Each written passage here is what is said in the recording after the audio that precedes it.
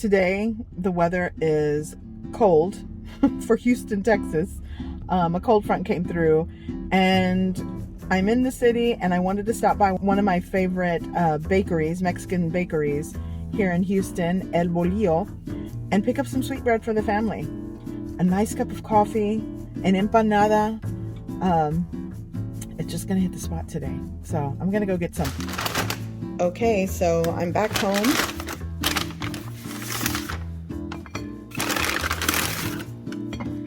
Mini conchas and the regular size. But here's what we've got. So here's my platter. And it smells amazing. This bread is so fresh. But I do want to share with you how I make homemade maranitos, conchas, and the empanadas. Now, I do add my own twist and flavors when it comes to the conchas. For example, I love to use orange zest or lemon zest into the dough for the conchas. You don't have to do that. Honestly, I don't think the bakeries use that. It's just something I like, so you can omit that. But they're just homemade recipes that I make when I feel like doing homemade pan dulce. Here we go. Here I have a half cup or 4 fluid ounces of evaporated milk, 2 1/4 teaspoons of dry active yeast right in there. And I'm just going to let it sit here for about 10 minutes until it's frothy and foamy on top. That is the indication you're looking for to make sure that you are working with active yeast. So my yeast is definitely alive and activated. This is what you're looking for. It's basically foamy and has puffed up. Okay, I'm ready to put this dough together. Here I have 4 cups of bread flour. Now you definitely can use just all-purpose flour, but the texture of bread flour, it has a higher protein in the flour, so when you start working up the gluten and the protein, it does give you a better texture for breads and rolls. But you know, I understand if you only have all-purpose flour, you definitely can use that. Here I have around 4 cups. You want to make sure you fluff the flour, scoop it, and level it off. That's what I did for these 4 cups.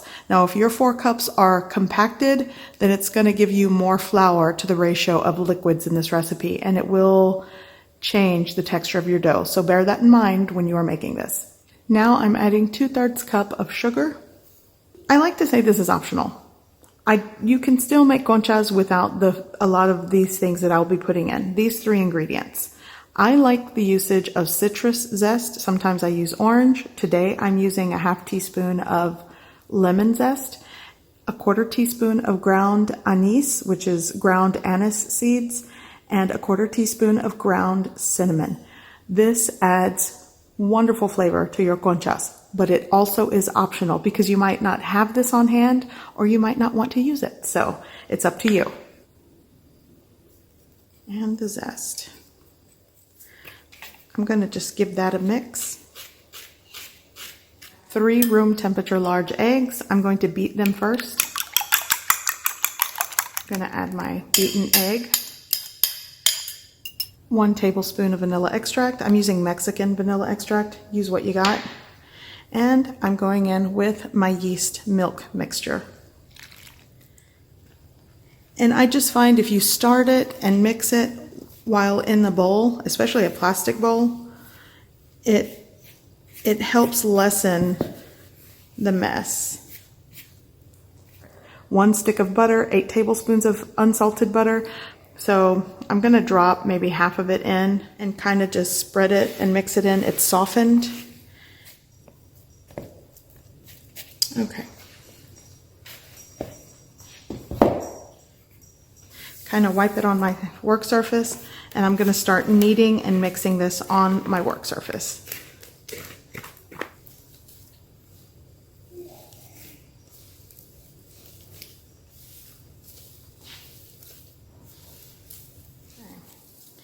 And I will be sprinkling all-purpose flour at some point if it gets too out of hand. If you find your dough a little too tacky to work with, then you can definitely add just, you know, a sprinkle of flour, all-purpose flour, or whatever flour you're working with.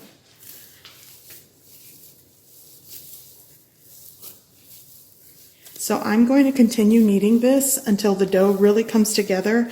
I've worked the gluten and it'll sort of become like a smooth ball. And this will take some time, especially since we all add different pressures and muscle when we knead by hand.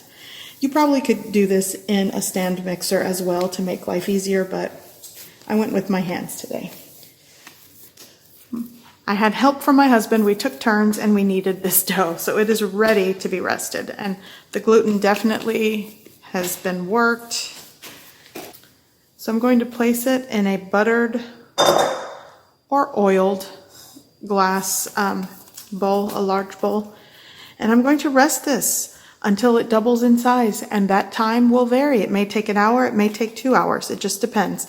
You want to put it in a non-drafty place. I'm going to cover this with cling film and rest it in my oven. Okay, so for the topping of the conchas, it is a combination of all-purpose flour, powdered sugar, and butter. It's 1 stick or 8 tablespoons of softened butter.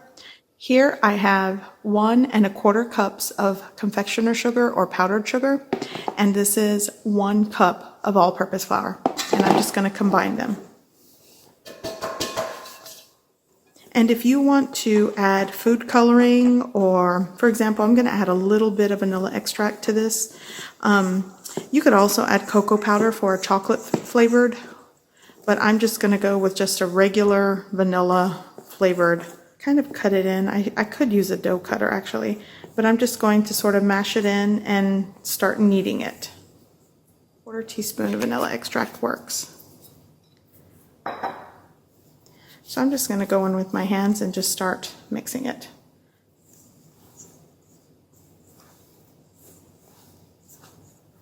And that worked. And this is the texture you want. You want to be able to roll it, pat it without it cracking too much. I'm going to use my tortilla press to sort of press it out into a round disc, but you can actually roll it with a rolling pin or with your hand, you know, kind of like that. But this is what we're going to cover our conchas with. Okay, so my dough is doubled in size, and it actually took a little over 2 hours for my dough to rise. I don't know if my house is extra cold today or what, but here it is. And it smells so good. So I'm going to turn this out onto my work surface.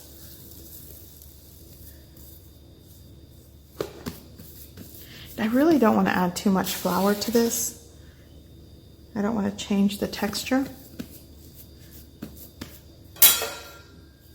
So I'm going to make 8 conchas out of this dough. And for accuracy, maybe weigh your dough and then divide it evenly, but I'm just sort of gonna eyeball it.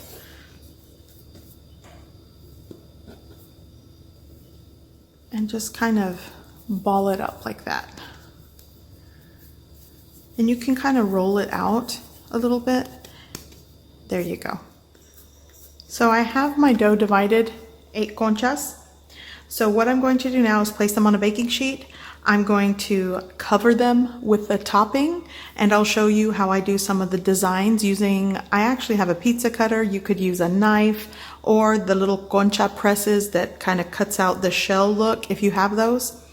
And then I'm going to let the dough rest, or let my conchas rest for another 35 to 40 minutes, and then we'll bake them. So for right now, let's start topping them.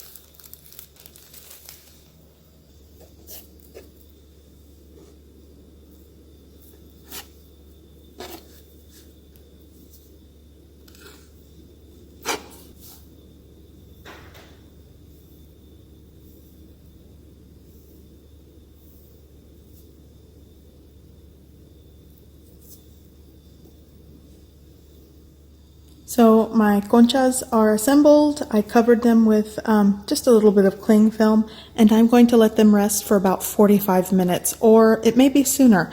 You want them to puff up, rest, and sort of double in size.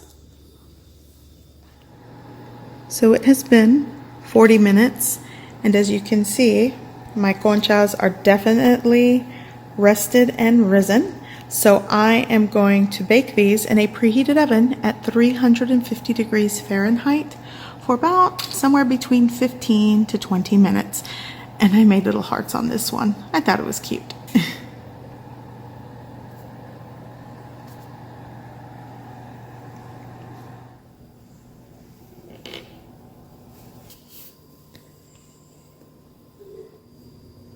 Okay, so I'm going to tear into this so you could see how soft and chewy this dough is. Look at that.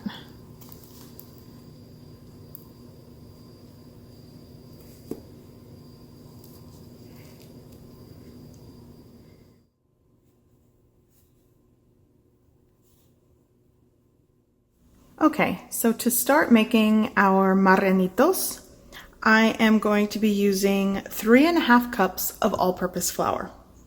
To that, I will be adding 1 teaspoon of salt and 1 teaspoon of baking soda. Not to be confused with baking powder. I'm just using baking soda, 1 teaspoon.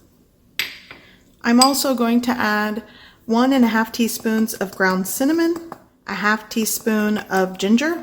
This is ground ginger powder. And 1/4 teaspoon of ground anise. That is anise seed that's been ground into a powder. I will say that's optional if you don't have it, but I like to add it. So now I'm just going to give this a good mix. Okay, that is combined well. Now let's work on the wet ingredients. Okay, so here in a large bowl, I am going to add a packed 1/2 cup of piloncillo. Piloncillo is basically evaporated cane juice or sugar cane juice that's kind of, you know, evaporated and now it's in a solid form. What I did was basically take my piloncillo and I shaved it with a knife on a cutting board and I packed it till I got a 1/2 cup measure. You could also use dark brown sugar. To that, I am going to add 1 room temperature large egg, 3 tablespoons of evaporated milk or whole milk. I have 2 teaspoons of vanilla extract. Actually, I think that's more like 1.5. 1.5 to 2 teaspoons. I'm also going to add 2 tablespoons of softened unsalted butter or margarine. If you have margarine at home, soften it, add 2 tablespoons. Now I'm going to add 2/3 cup of molasses. This is really what gives the Maranitos that brown, that deep dark brown color. Now I'm going to give this a good mix.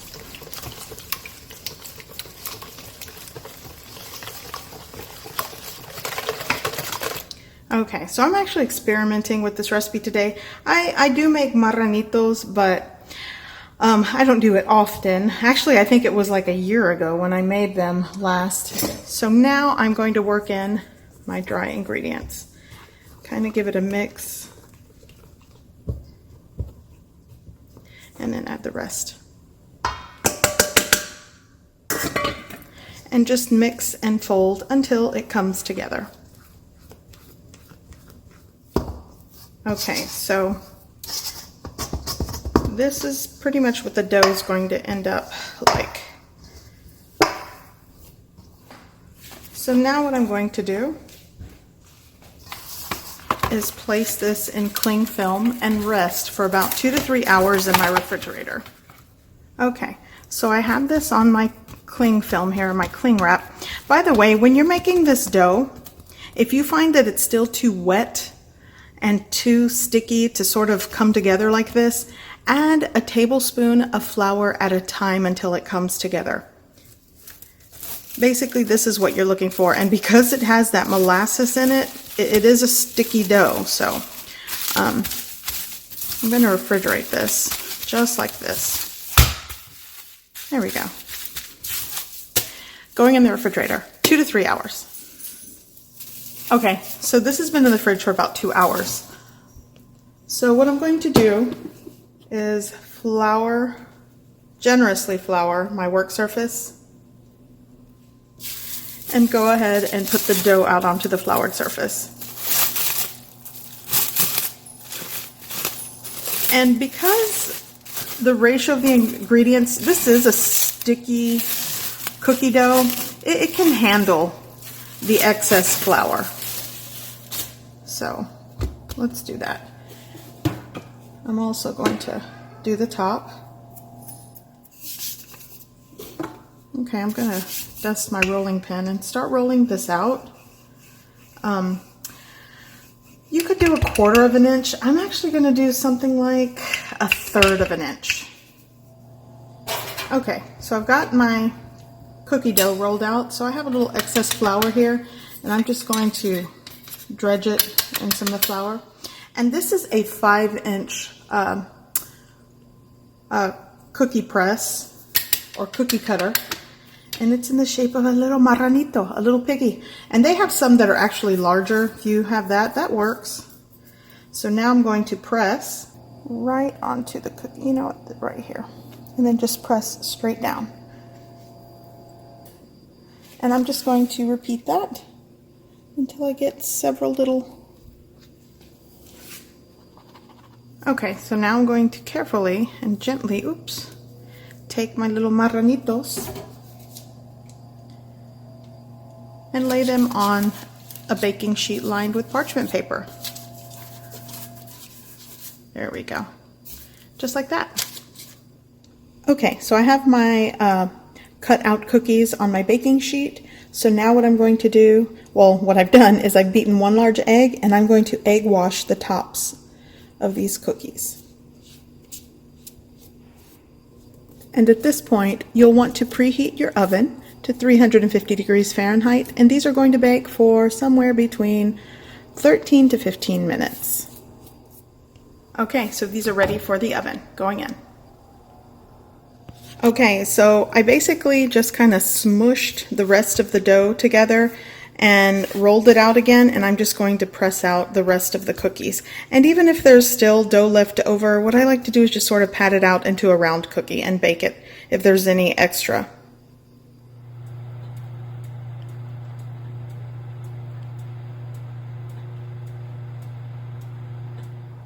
Okay, so my cookies are done. My little Maranitos look perfect.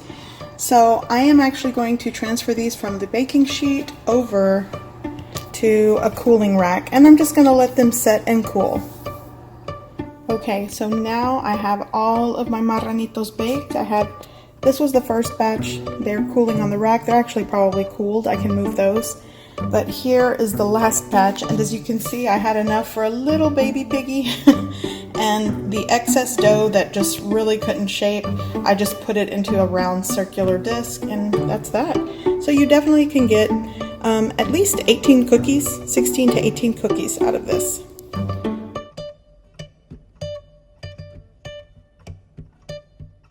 I am making a delicious soft empanada de calabaza recipe. This is pumpkin empanadas, and here's how I do it. First, I'm going to make a pumpkin filling. I will be using a 15-ounce can of pumpkin puree. Pie pumpkins are not a year-round ingredient, so I thought a can of pumpkin puree works. So into my preheated pot, I've been preheating this on a low heat, nothing on high. Now I'm going to add some piloncillo. I'm going to be using 3/4 cup. You can add more or less depending on your preference for sweetness of this filling. And I'm just sort of shaving it off. And ultimately, I will be using, again, 3/4 cup. If you do not have piloncillo or you cannot find it at your grocery store, you can opt to use dark brown sugar in place of it or light brown sugar. It is definitely up to you. Now I'm going to add a 1/2 teaspoon of ground cinnamon, 1/4 teaspoon of salt, and a lot of the ratios of these ingredients are to your preference, so you can add more or take away. It's up to you. I'm also going to be using vanilla bean. I've taken half of a vanilla bean pod, and what I did is I took a whole one, cut that in half, then I cut the half lengthwise to scrape out all of that vanilla bean caviar from the center. If you'll see these little specks, these are basically like little tiny seeds, and it's so aromatic. Now, if you do not have vanilla bean on hand, you can opt to use 2 teaspoons of vanilla extract in place of this. Okay. So on a low heat, I'm going to combine everything. I even tossed in the entire pod because that's still going to give us a lot of flavor in this. So I'm going to cook this and simmer this on a low heat. And once everything is combined and it starts to bubble and simmer, I'm going to cover it with a lid because as you can see, it's starting to pop everywhere and that's really hot. Remember, this is like hot sugar in this puree. You want to cover it and simmer it gently on a low heat for 20 minutes. And I will be stirring this throughout just to make sure it doesn't burn. And actually, after I stir it, I'm going to offset the lid at this point because you do want the condensation and steam to escape. We're trying to cook all the water content out, or as best as you can. So at this point, it's 20 minutes. I'm turning it off, and you can see it is a very thick paste, and this is what I want. And you'll want to completely cool this on the countertop. Bring it to room temperature before you fill your empanadas. Do not work with the hot filling. Okay, so now I'm going to work on my dough. I'm going to be using 2 1/3 cups of all-purpose flour. I've sifted it for any lumps. I'm going to add 1/3 cup of sugar, 1 teaspoon of ground cinnamon, 1/4 teaspoon of salt. I'm also going to be using 1.5 teaspoons of active dry yeast. I'm going to give that a mix. And if you want, you can definitely activate your dry yeast in the warm milk that I'll be using. Now I'm going to add 7 tablespoons of softened butter. Now with clean hands, I'm just going to start mixing in the softened butter with the flour. And now I'm going to add 2/3 of warm whole milk. Now I'm just going to combine and mix everything well. It will get messy at first, but the more that you mix it and knead it, it does come together. After I bring everything together and combine it well, I'm going to knead it for around 5 minutes. And if you find it too sticky, just keep it in the bowl until it gets into one ball of dough. Then you can start kneading it on your countertop just to prevent losing your dough all over the place. As you can see, my dough ball has formed, and now I'm going to turn it out onto my countertop. And because of the butter in this, I find that it really doesn't get too sticky on the countertop. But if you find that it is still a little too sticky, you can just dust your kneading area or your work surface with a little bit of flour. And I do have my little spatula on the side here just to scrape up anything off the counter just to keep the dough together. So I'm going to knead this for 5 minutes, stretching it, pushing it, pulling it. You can do this in a stand mixer on a medium setting for 5 minutes, but you just want the dough to come together. Okay, so typically I don't weigh this when I'm just making it at home, but I wanted to show you this is 21.6 ounces. It's 612 grams. So you do the math. If you want perfect dough balls divided into 12, then you can separate it. I'm going to do 14, and they're going to weigh somewhere between 43-45 grams per dough ball, just to get uniformity if you really want to perfect this recipe. But, do what you will. Okay, so I have 14, and now I'm going to start rolling them out. And I have a baking pan lined with parchment paper, and I have extra flour to dust my work surface and rolling pin. Okay, so I'm going to dust my work surface, my hands, I'll dust the rolling pin, and I'm going to basically roll these out into a circular disc. It does not have to be perfect. And unlike my first recipe, by the way, here is my puree that it has cooled completely. And again, you see there is really not water setting at the bottom of that bowl, which is a good sign that it is thick and pasty. Okay, so in my last video, I did notice because I activated the yeast before putting it into the dough or mixing the dough, by the time I started rolling them out, I had a lot of air in them, and so they really didn't do what I wanted them to do, and it basically came out more puffier and airier and bread-like. So if that's the type of soft empanada you like, I will leave the link to that recipe. But this one really does taste like the panderia style empanadas with the texture of the dough. So I went ahead and added around a tablespoon and a half to this empanada. I folded it over and just giving it a firm press on the outer edges to seal it. And that is it. And I'm going to place it on my lined baking sheet. And there will be some filling left over because I used the entire can. And you can definitely save that, or you can just eat it like my husband does. Okay, so I'm going to speed things up a bit and continue making my empanadas.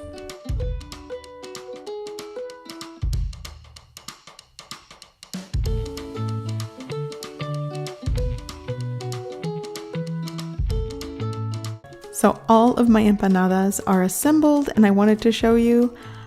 I did mini empanadas, which I love to do, but you can do all regular, that's fine. Okay, so I am going to cover this in cling wrap and allow them to set and rest for 30 minutes. They're just going to sit here on my counter, and I'm just going to let the yeast do its job. And then after 30 minutes, I am going to bake them in a preheated oven at 350 degrees Fahrenheit for 18 to 20 minutes.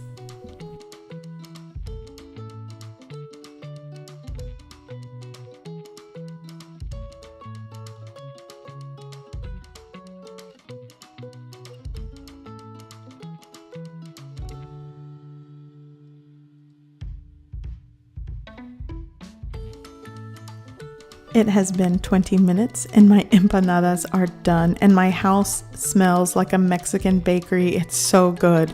Now the hardest part is to let your empanadas cool for 15 minutes because that filling will definitely scald and burn your tongue. You can definitely store these in a storage container for up to 3 days. I think anything after they start to go stale, but take a look at this. So I hope you guys give this recipe a try. I hope you like it, and thanks for watching.